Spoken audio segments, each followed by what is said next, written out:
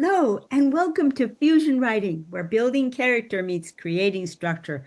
This is our Zettelkasten week, and today is our map day, where we go a little more deeply into what we're going to be working on this week. So without further ado, I'm sending it on over to Victoria. Victoria? Hello, everybody. Welcome back. For our Zettelkasten week, let's just dive right in. What I want to get you started on is I want you to start a section to contain what we covered last week, which was modes of expression. So many times when you sit down to attack your writing, you don't have an idea, or your ideas are too scattered, or maybe you have a sense of where you're headed, but you just don't know how to start and how to get down that path. That's what your modes of expression are for. If you recall in week 1, the first thing that we covered was describe something that's holding your character back, but do it showing either through their actions or through their dialogue or their monologue, their inner thoughts. So in that way, you're not saying she stormed out of the room angry. You're saying maybe she slammed down the phone and slammed the door on her way out, right? You're showing it. So how does that translate into your note cards and your Zettelkasten? Well, very simply, you're just going to capture that action on a note card. Now, at this point, when you're getting started, the important thing is don't overthink it. Don't think that I have to write out the whole scene on a card and I have to know all the characters and everything involved.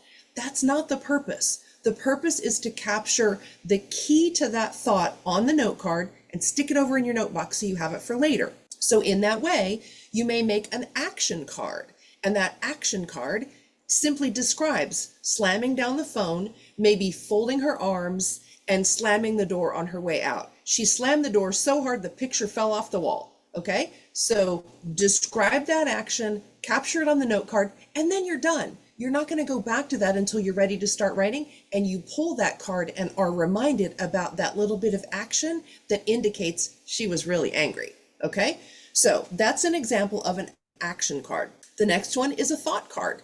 Maybe you're showing that sense of anxiety as your character gets out of the car and is walking into the building for the meeting. Those racing thoughts, that random crazy stuff that's going through her mind because she's so worried about this meeting, those are inner thoughts. So that would be a thoughts card. So you're just going to describe she was worried about the meeting. She was worried about what they would think of her. Was she wearing the right clothes? She didn't think she chose the right trousers. She should have chosen the dress. What's going to happen when she gets inside? Does she know where to go? She should have looked up where the room was. You could do this all day long. You're just showing your reader through the anxiety in that character's thoughts that they're having anxiety about going into that meeting. So again, you're just going to jot those things quick down on a card, and you're going to put that in the thoughts section. Maybe label it thoughts of anxiety or thoughts to indicate anxiety. Those taglines are totally up to you. You're just capturing that little bit of information. So when you're thinking, I need to write something about anxiety, and you go to your index under A, and that A sends you to anxiety, and you go to that card that you filed, then you remember, oh yeah, I was going to do the racing thoughts from the card to the building. And that's going to bring that back to you so you can get that scene down on the page.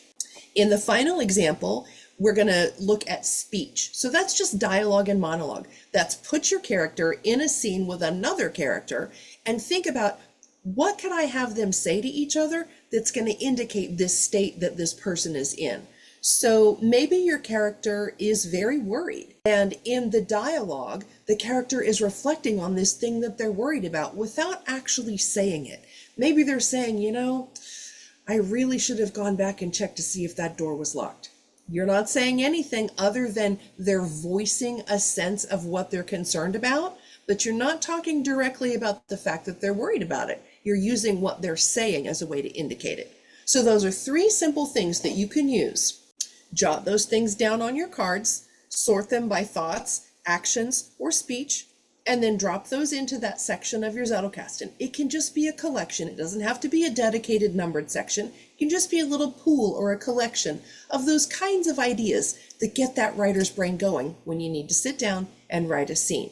Now, as you hang in with us, next week, is our writing week. So we're going to pick up where I'm leaving you here, and we're going to translate that from what we've just done in our Zettelkasten over to how we then use that to get the words on the page. So don't forget to come back next week for writing, but for now, I'm going to throw it over to Kathleen to wrap us up with modesty. Okay, thank you so much, Victoria. That was very interesting and a good way of capturing those scenes, those dialogues, those thoughts, those actions that show the mood. I love it. Thank you so much. Well, we're going to do something similar, but we're building one section of our experience area in our Zettelkasten, which we're going to call our modesty experiences. And what we want to capture in the modesty experiences is something that we witness in real life. Maybe it's a complete stranger, maybe it's someone we don't know very well. We kind of sort of a little bit know them, or maybe we know them by reputation. Maybe they're a big wheel in our town. But what we're going to capture is a behavior, something that catches your eye that lets you know that this person has an issue with modesty. And so what we're going to see in this group of characters is how does this character interact with attention? What happens when you have a character that you see that clearly is seeking attention for himself or herself? He's there, watch me capture that how did you notice that this character wanted attention? That's important. You're going to need that kind of thing in your writing when you're writing about it. And then especially watch for what happens. What happens if this person gets the attention that they're expecting? How does their behavior change? How do they seem to be basking in it? Does it seem to be something they're delighting in? Maybe it's a teenager who's dressed provocatively because she's starting to feel her oats, but then when she gets attention, it's like, oh no, I got. So these are interesting contrasts that you can pick up. Or let's go back to that adult who came into the room expecting great attention. What if that person gets ignored? Now, how does that person react? Capture those experiences. What did you see? What did you observe? Each experience gets its own note card and it goes in that section that you call modesty. Now, let's put the other hat on because modesty isn't always in the wing or pinnacle. Sometimes it's in the anchor and the base. So what would it be like? Have you spotted anyone who just epitomizes having modesty in the anchor or the base? They've done a fine job organizing something in the community, and someone compliments them on what a great job they've done. And the first thing you hear them say is, well, I had a spectacular team. Vincent did this and Sarah did that. And they're immediately making sure that everyone understands that the credit needs to be passed around. There you have it. That person is not seeking attention for themselves. Modesty is probably at least in the anchor position. Or maybe you have someone who's a real guru in the community who, no matter how glorious their accomplishments are, they're just always very, very, very deeply within themselves and not the slightest bit puffed up by anything anyone says. That too is an example of modesty. Capture that, and how did you notice that in that character? So these are the kinds of things that we're capturing because we not only want to understand how modesty works in the psyche and how modesty affects the behavior, we want to know how also to capture it.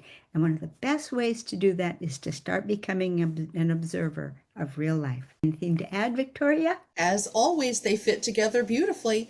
The most important thing, as we always say when we wrap up our Zettelkasten week, is to get those thoughts captured, even if it's just jotted on a note card.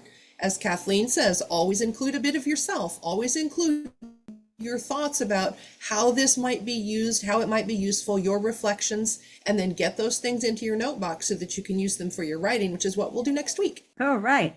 So in the meantime, if you want to chat more about our topic for this week, come on over to LiLLiPub.org.